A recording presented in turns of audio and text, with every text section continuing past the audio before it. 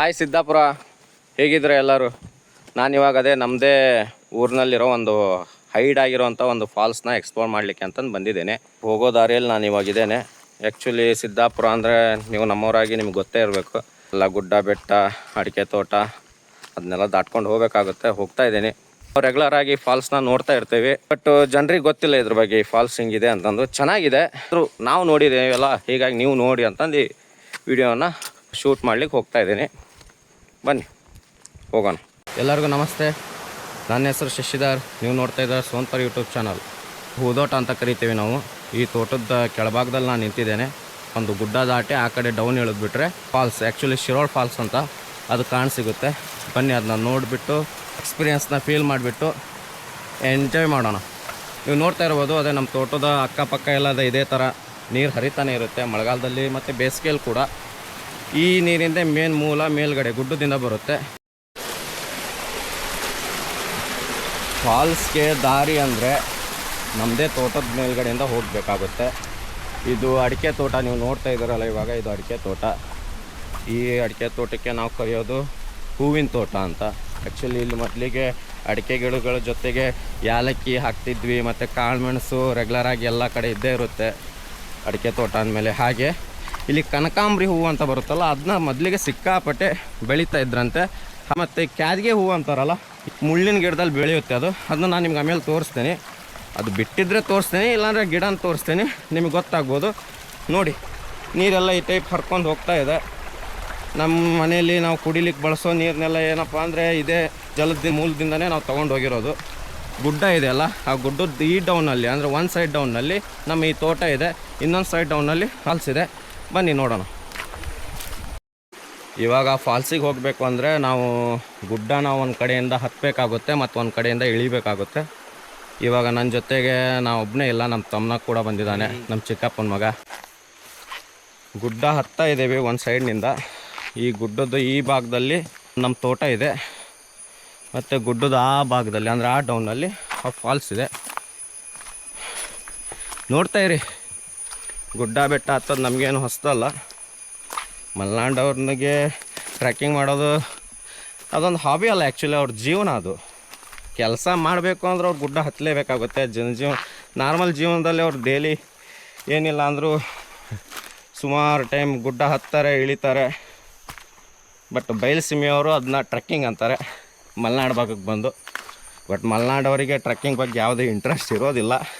ನಿಮಗೆ ಹೇಳಿದ್ನಲ್ಲ, ಗುಡ್ಡ ಹತ್ತಬೇಕಾಗುತ್ತೆ, ಗುಡ್ಡದ ಈ ತುದಿಯಲ್ಲಿ ನಾವಿದ್ದೀವಿ, ಗುಡ್ಡದ ಆ ತುದಿಯಲ್ಲಿ ಫಾಲ್ಸ್ ಇದೆ ಅಂತ. ಇವಾಗ ನಾನು ಎಕ್ಸಾಕ್ಟ್ ಸೆಂಟರ್ ಪಾಯಿಂಟ್ ಅಂದ್ಕೊಳ್ಳಿ, ಗುಡ್ಡ ಟಾಪ್ನಲ್ಲಿ ಬಂದಿದ್ದೇನೆ. ಅಂತ ಏನು ದೊಡ್ಡ ಗುಡ್ಡ ಅಲ್ಲ, ಆದರೂ ಹತ್ತಲಿಕ್ಕೆ ಸ್ವಲ್ಪ ತ್ರಾಸ ಆಗುತ್ತೆ. ಯಾಕಂದರೆ ಡೈಲಿ ಅದು ರೊಟ್ಟೆನಲ್ಲಿದ್ದರೆ ಅದೇನು ಅನಿಸೋದಿಲ್ಲ. ನಾವು ಆ್ಯಕ್ಚುಲಿ ಮಲೆನಾಡವರೇ ಆದರೂ ನಾವು ಮಲೆನಾಡಲ್ಲಿಲ್ಲ, ನಾವಿರೋದು ಬೇರೆ ಅದರ ಊರಲ್ಲಿ.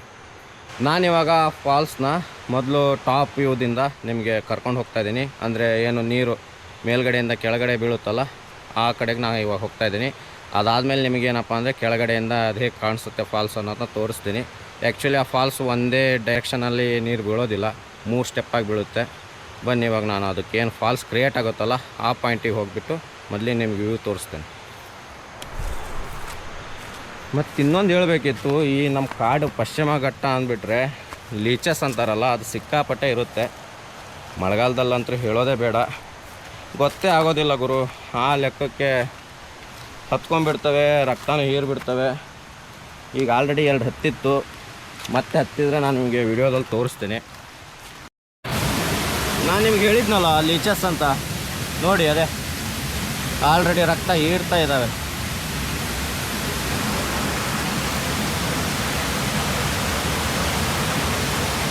ಬಿಡೋದಿಲ್ಲ ಗುರು ಅಂಟು. ಇದು ಆ್ಯಕ್ಚುಲಿ 1ನೇ ಸ್ಟೆಪ್ ಅಂತೇವೆ ನಾವು ಇದಕ್ಕೆ. ಇದು 1ನೇ ಸ್ಟೆಪ್, ಇಲ್ಲಿಂದ ನೀರು ಬಿತ್ಕೊಂಡು ಹೀಗೆ ಕಂಟಿನ್ಯೂ ಆಗುತ್ತೆ. ಹಾಗೆ ಅಲ್ಲಿ 2ನೇ ಸ್ಟೆಪ್ ಇದೆ, ಮತ್ತು ಸ್ವಲ್ಪ ದೂರ ನೀರು ಕಂಟಿನ್ಯೂ ಆಗುತ್ತೆ. ಹಾಗೆ 3ನೇ ಸ್ಟೆಪ್ ಇದೆ.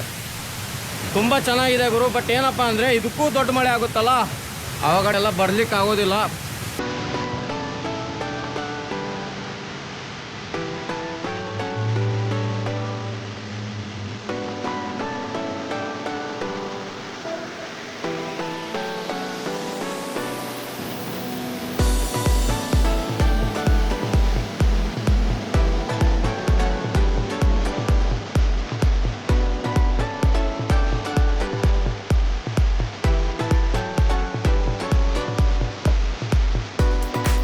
ಬರ್ಬೇಕಾದ್ರೆ ನಾನು ನಿಮಗೆ ಹೇಳಿದ ಹಾಗೆ ಇದು 3 ಸ್ಟೆಪ್ನಲ್ಲಿ ಬೀಳುತ್ತೆ ಈ ಫಾಲ್ಸು. ಫಸ್ಟ್ನೇ ಸ್ಟೆಪ್ನ ನಾನು ಆಲ್ರೆಡಿ ತೋರಿಸಿದ್ದೇನೆ, ಅದು ನನ್ನ ಬ್ಯಾಕ್ ಸೈಡ್ನಲ್ಲಿದೆ. ಮತ್ತು ಇವಾಗ 2ನೇ ಸ್ಟೆಪ್ ಇಲ್ಲಿದೆ, ಮತ್ತು 3ನೇ ಸ್ಟೆಪ್ ಇನ್ನೂ ಡೌನ್ ಆಗುತ್ತೆ. ನಾನು ವಿಡಿಯೋದಲ್ಲಿ ಎಷ್ಟಾಗುತ್ತೋ ಅಷ್ಟು ಕವರ್ ಮಾಡಿ ತೋರಿಸ್ಲಿಕ್ಕೆ ಟ್ರೈ ಮಾಡ್ತೇನೆ.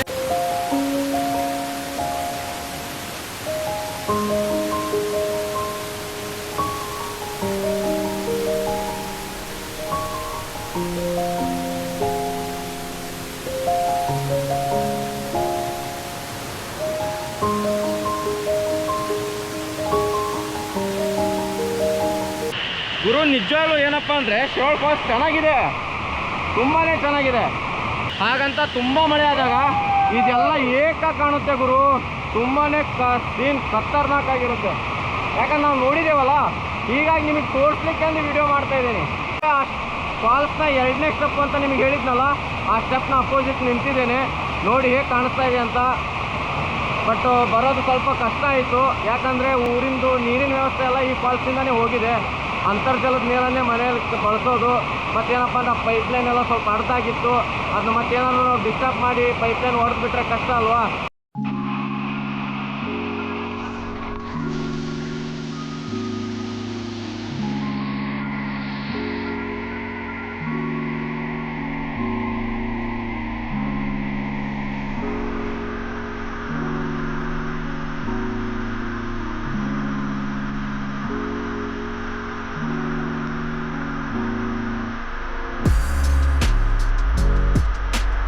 ಇವಾಗ ನಾನು ಆ ಫಾಲ್ಸ್ನ ಡೌನ್ ವ್ಯೂ ಪಾಯಿಂಟ್ನಲ್ಲಿದ್ದೇನೆ, ಅಂದರೆ 3ನೇ ಸ್ಟೆಪ್ ಹತ್ರ ಇದ್ದೇನೆ.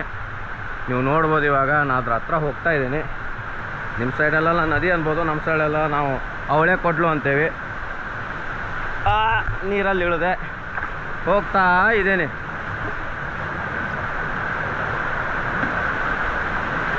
ಮತ್ತು ಇನ್ನೊಂದು ಅದೇ ಏನಪ್ಪ ಅಂದರೆ ಈಗ ಹೇಳಿದ್ನಲ್ಲ ನಿಮಗೆ, ಈ ಕಾಡಲ್ಲಿ ತುಂಬ ಅಂದರೆ ತುಂಬ ಲೀಚಸ್ಗಳಿದ್ದಾವೆ. ನಂಗೆ ಆಲ್ರೆಡಿ ಒಂದು ಹಿಡಿದಿದೆ ಗುರು. ನೋಡಿ ನನ್ನ ಬ್ಲಡ್ನ ತುಂಬಾ ಹೀರ್ಬಿಟ್ಟಿದೆ.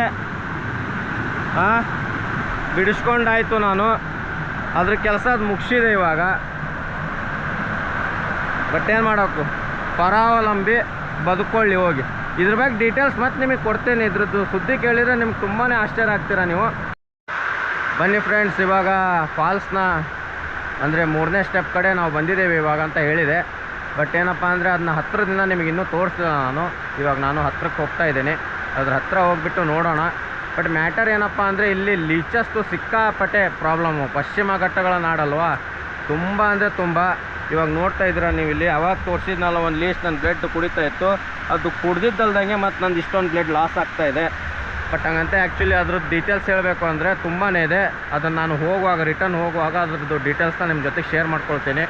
ಇವಾಗ ನಾವು ಮೊದಲಿಗೆ ಫಾಲ್ಸ್ ಹತ್ರ ಹೋಗೋಣ ಬನ್ನಿ.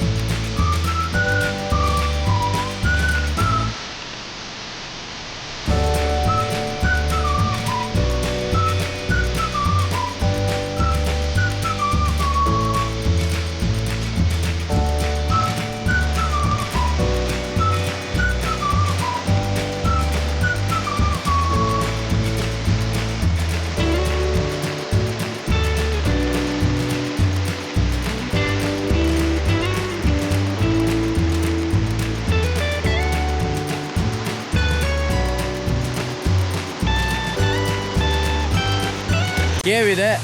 ಆ ಕೇವ್ ಏನಪ್ಪ ಅಂದರೆ ಪೌರಾಣಿಕವಾಗಿಯೂ ಕೂಡ ಹಿನ್ನೆಲೆಯನ್ನು ಹೊಂದಿದೆ, ಮತ್ತು ನಾರ್ಮಲ್ ಆಗಿ ಊಹಾಪೋಹಗಳ ಮಾತುಗಳು ಅಂತಾರಲ್ಲ ಅದರಲ್ಲೂ ಕೂಡ ಸ್ಥಾನವನ್ನು ಪಡ್ಕೊಂಡಿದೆ. 100 ಇಯರ್ ಬ್ಯಾಕ್ ಈ ಕೇವ್ನಲ್ಲಿ ಒಂದು ಟೈಗರ್ ಇತ್ತಂತೆ. ಅಂದರೆ ಇಲಾಖಾ ಫುಲ್ ಅದ್ರ ಕಂಟ್ರೋಲಲ್ಲಿ ಇದ್ದಿದ್ದು, ಈ ಕಾಡಿನ ರಾಜ ಆಗಿ ಮೆರೆದಿದಂಥ ಹುಲಿ ಈಗ ಒಂದು ನಾನು ತೋರಿಸ್ಲಿಕ್ಕೆ ಹೋಗ್ತಾ ಇದ್ದೀನಲ್ಲ ಆ ಗುಹೆ ಒಳಗಡೆ ಇತ್ತಂತೆ.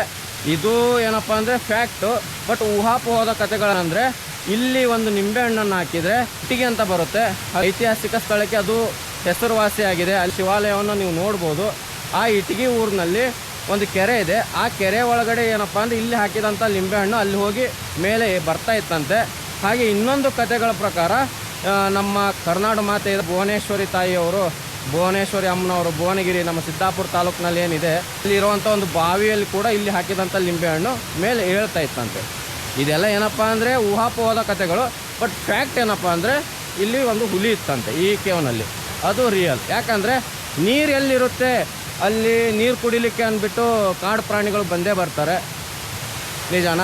ಹಾಗೆ ಅದನ್ನು ಶಿಕಾರಿ ಮಾಡ್ಕೊಂಡು ತಿನ್ನುವಂಥ ಇನ್ನೊಬ್ಬ ಶಿಕಾರಿ ಜೀವಿಗಳು ಕೂಡ ಇರ್ತಾರೆ.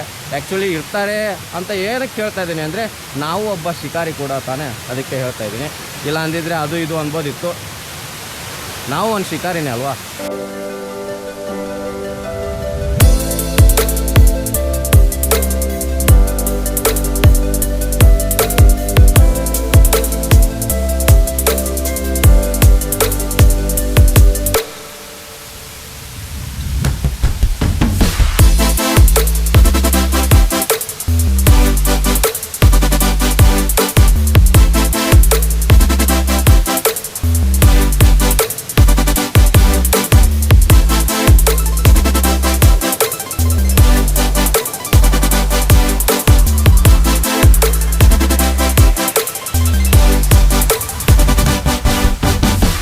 ಲೀಚಸ್ ಬಗ್ಗೆ ಹೇಳಬೇಕು ಅಂತ ಅಂದರೆ ಜಿಗಣೆ ಅಂತ ನಾವು ಕರಿತೇವಲ್ಲ ಅದ್ರ ಬಗ್ಗೆ. ಲೀಚಸ್ ಫ್ಯಾಮಿಲಿನಲ್ಲಿ ಸುಮಾರು ಒಂದು 600 ಪ್ರಜಾತಿಗಳಿದ್ದಾವೆ. ನಮ್ಮ ಈ ಕರಾವಳಿ ಮಲೆನಾಡು ಆ ಭಾಗದಲ್ಲಿ ಸುಮಾರು ನಿಮಗೆ ಸಿಗ್ಬೋದು, ಒಂದು 30 to 40 ಪ್ರಜಾತಿಗಳು ಸಿಗ್ಬೋದು.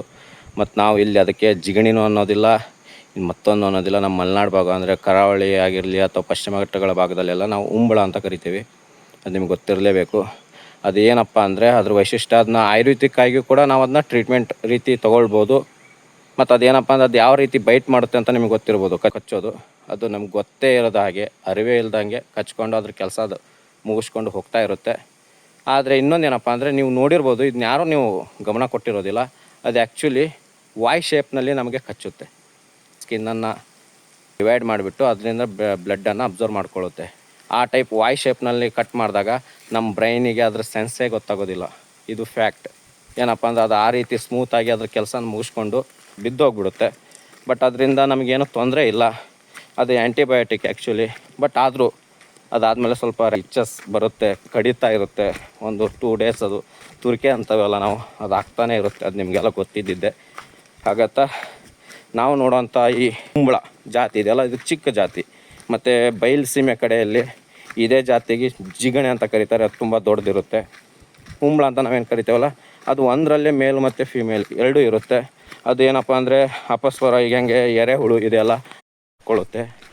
ಎರಡು ಆ್ಯಕ್ಚುಲಿ ಕುಂಬಳಗಳು ಸೇರಿಬಿಟ್ಟು ಮೇಲಿಂದ ಫೀಮೇಲಿಗೆ ಟ್ರಾನ್ಸ್ಫರ್ ಮಾಡುತ್ತೆ, ಫೀಮೇಲಿಂದ ಮೇಲಿಗೆ ಟ್ರಾನ್ಸ್ಫರ್ ಮಾಡುತ್ತೆ. ಅದು ಆ್ಯಕ್ಚುಲಿ ಒಂದೇ ಉಂಬಳದಲ್ಲೇ 2 ಹಾರ್ಮೋನ್ಸ್ಗಳು ಇರ್ತವೆ, ಮೇಲ್ ಮತ್ತು ಫಿಮೇಲ್. ಅವು ಅದಕ್ಕೆ ಬೇಕಾಗಿದ್ದು ಇದನ್ನ, ಇದಕ್ಕೆ ಬೇಕಾಗಿದ್ದು ಅದನ್ನ ಕೊಟ್ಕೊಂಡು ಶೇರ್ ಮಾಡಿಕೊಂಡು ತಮ್ಮ ಸಂತಾನೋತ್ಪತ್ತಿಯನ್ನು ಮಾಡಿಕೊಂಡು ತಮ್ಮ ಸಂಖ್ಯೆನ ತಾವು ಜಾಸ್ತಿ ಮಾಡ್ಕೊಳ್ತವೆ. ಮತ್ತು ಇನ್ನೊಂದು ಅಪ್ರಾಕ್ಸ್ ಇದು ಉಂಬಳ ಅನ್ನೋದು ಒಂದು 2 years ಬದುಕುತ್ತಂತೆ. ಇದು ಮೊಟ್ಟೆ ಇಟ್ಟಾಗ ಅದು ಮರಿ ಮಾಡೋದ್ರ ಸಂಖ್ಯೆ ಸುಮಾರು ಒಂದು 200, ಆ ಮೊಟ್ಟೆ ಗೂಡಿನಿಂದ 200 ಮರಿಗಳು ಹೊರಬರ್ಬೋದು ಅಂತಂದು ಹೇಳ್ತಾರೆ. ಅದಕ್ಕೆ ಏನಪ್ಪ ಅಂತ ಸಂಖ್ಯೆ ಅದು ಜಾತಿ ಮೇಲೆ ಹೆಚ್ಚು ಕಮ್ಮಿ ಆಗ್ತಾ ಇರುತ್ತೆ. ಯಾಕಂದ್ರೆ ಸೈಜು ದೊಡ್ಡದಿರುತ್ತೆ, ಚಿಕ್ಕದಿರುತ್ತೆ. ಆ ರೀತಿಯಿಂದ ನಾವು ತಿಳ್ಕೊಂಡ್ರೆ ಅಂದ್ಕೊಂಡಿದ್ದೇನೆ. ಮತ್ತೆ ಸಿಗೋಣ ನೆಕ್ಸ್ಟ್ ವಿಡಿಯೋದಲ್ಲಿ.